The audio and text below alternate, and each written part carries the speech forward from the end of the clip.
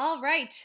Good morning, ladies and gentlemen, and welcome to your first day of e-learning for social studies. I hope you're all enjoying your time at home or relaxing at least. This is quite unusual for all of us, especially teachers like me who really thrive off of the energy of our classroom. So just know that if you have any questions or concerns, please email me and let me know how I can help. But also, in general, I am new at this, so I am trying to learn how to best do things digitally. So I wanted to start each day with a video as an overview of what I expect for our day's activities and directions. So this is where you'll find sort of the hub of where to get started. So I first wanted to start by putting things into context with where we have been in our unit and what we would have been doing if we were normally in our classroom.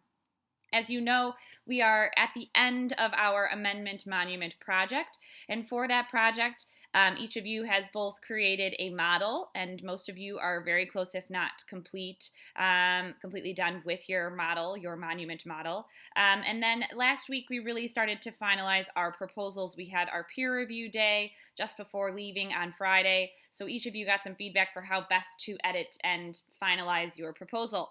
This week, we would have been having our final work days on Monday and Tuesday. We are still going to be having that concept, and I'm giving you guys actually an extra work day here to finalize your proposal.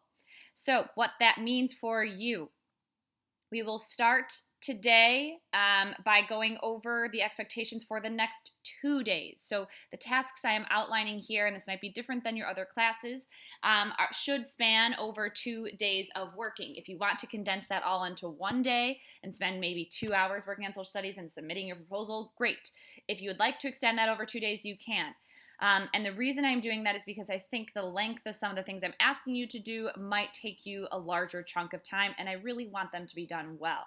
So we're starting by going over the format directions, what your paper should look like format-wise before submitting it.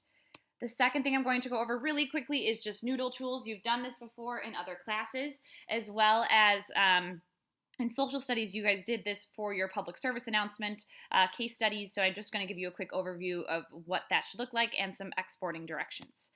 Then I'm going to do one last final overview of the rubric. My goal is to have you guys submit your proposals so that I can grade them over spring break and give you guys some really good written feedback for your proposals since we are so close to the end. And then last but not least, you're going to finally submit your final copy of your proposal by Wednesday. Wednesday is when the project, our home portion, I suppose, is due. Remember, though, we are not going to be looking quite yet at the models of your monuments. I'm hopeful that we'll be able to get to do our gallery walk once we are back in school soon. So your goal is that you can, by the end of these 2 days, submit your best work for your monument proposal. So what does that look like? Let's start with format. Super simple here. This is the same format that I asked you to do for your written case study on the public service announcement. You may remember that it was about a country around the world of human rights abuse. Remember, Arial or Times New Roman font, size 12, should be double spaced. Your name, the project due date, and the period/name of teacher should be in the top right corner. This paper was written by Beyonce, obviously. And then you should have a title in the center. Your title could be the name of your monument. Please do not have the title say Monument Proposal. That was the title I gave you on the outline. It really should catch the reader's attention and get them interested in reading about your proposed monument, just like Maya Lynn's did. And again, this is what double-spaced writing looks like. Okay. The second thing you're going to have to do is to create a Noodle Tools page. Your Noodle Tools page, when it's all said and done, should be a list of all of the sources you used for your research. This includes the sources I gave you or any additional sources that you may have found through your research. Remember, it's only the ones you used. Your works cited page, this one right here, is actually one that was drafted for the 19th Amendment, but your works cited page is a reference giving credit to the people that gave you the inspiration for your writing. So the last little sort of technical element I want to go over with Noodle Tools, because you've done this before, is exporting your Noodle Tools. In order to do that, you have a small little to-do in your settings. You're going to have to go to your typical settings on your iPad, go down to the Safari application, and you're going to have to turn the block pop-up feature from green to white. That way, when you are exporting your Noodle Tools from the Noodle Tools website, you're going to go up to the print/export feature after you've entered in all of your sources.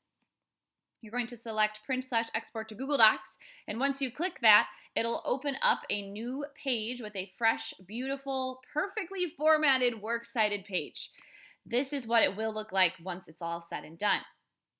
You may submit this as a separate document when you are submitting your proposal, or you may attach it as, say, the third page of your written proposal, whichever works best for you. Now, last but not least, I really wanted to go over the monument proposal rubric one last time. Remember that to get the meets expectation column, to get that A on this project, these are the things you're going to have to do. First and foremost, you're going to have to explain/paraphrase your constitutional amendment. In your first paragraph, it should be an introduction for the reader into what you're getting at. You should also have the date of ratification, an explanation of why the amendment was passed, and a historical perspective related to the right. In general, make sure that you're citing your historical perspective using quotation marks and you're giving them credit because they are a big part of why the amendment was implemented. And last but not least, we talked about this. While you can absolutely reference presidents, remember that presidents themselves do not pass amendments. They definitely influence legislation, but they themselves do not pass amendments. So it might be wise to actually cite someone outside of the presidency. Now, your current day context is where we are talking about the debate. This section is going to look quite different depending on what your amendment is. But in general, I need you to focus on the impact that this has on citizens' lives today and a debate, whether it be a discussion, debate, or a sort of analysis of why the amendment matters today and how people sort of disagree about the impact the amendment has today. Whatever that might be, all of you should have had this checked in on your research notes as well.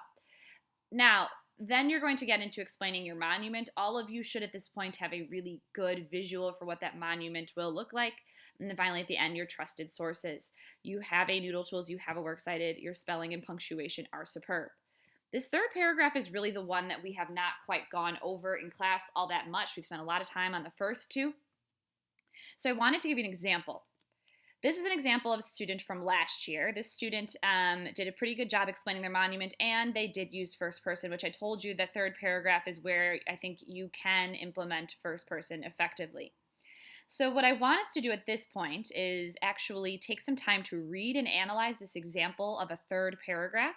And I want you to answer 3 questions. Number 1, describe the student's monument. What will it look like? What colors, structures, materials, etc. will be used? Number 2, what symbols will be used in the monument? And number 3, how does the author sell his or her idea?